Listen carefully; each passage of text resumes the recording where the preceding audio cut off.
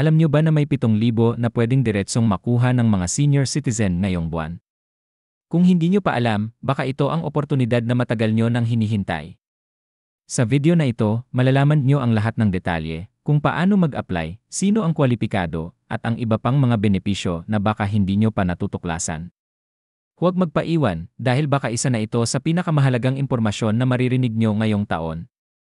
Nagustuhan mo ba ang impormasyon sa video na ito?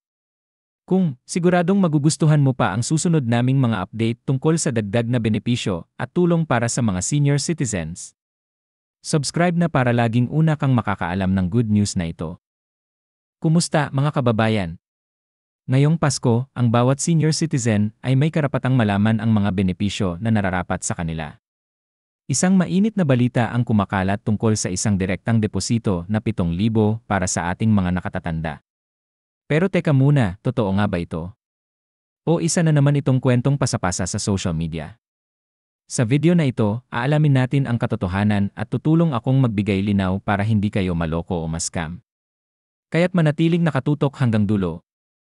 Alam nyo ba, mga lolo at lola, na ang YARU ay mayroong programa para sa mga indigent senior citizens? Ang Social Pension Program o SOCPEN ay nagbibigay ng 500 kada buwan para sa mga walang regular na kita, walang pensyon, at nangangailangan ng suporta. Pero ito ay para lamang sa mga kwalipikado, at ang mga benepisyong ito ay maaring ibigay buwanan, bimestral, o quarterly. Marami ang nagtatanong kung totoo bang nadagdagan na ito ng 1,000 kada buwan o kung meron ng biglaang ayuda na 7,000. Base sa opisyal na ulat, ang 1,000 monthly pension ay nasa proseso pa ng pag-apruba at wala pang announcement ang ESRI ukol sa sinasabing 7,000 na deposito. Ngunit alam natin na bawat sentimo ay mahalaga, lalo na ngayong Pasko. Kaya't kung kayo ay kwalipikado sa SOCPEN, siguruhing updated ang inyong mga dokumento at i-check ang inyong pangalan sa listahan ng ESRI. Tandaan, huwag maniwala agad sa mga posts online na nagsasabing may malaking halagang ibibigay, lalo na kung walang malinaw na impormasyon kung saan galing ito. Huwag basta-basta magbigay ng personal na impormasyon tulad ng inyong account number o details sa mga hindi opisyal na ahensya o individual. Habang hinihintay natin ang mga opisyal na anunsyo, nais ko ring ipaalam sa inyo na may ilang lokal na pamahalaan na nagbibigay ng dagdag na cash gift o incentives sa kanilang mga senior citizens tuwing Pasko. Ang halaga nito ay nagkakaiba-iba depende sa lugar. Kaya mahalagang makipag-ugnayan sa inyong barangay o munisipyo para malaman kung kayo ay kasama sa mga benepisyaryo.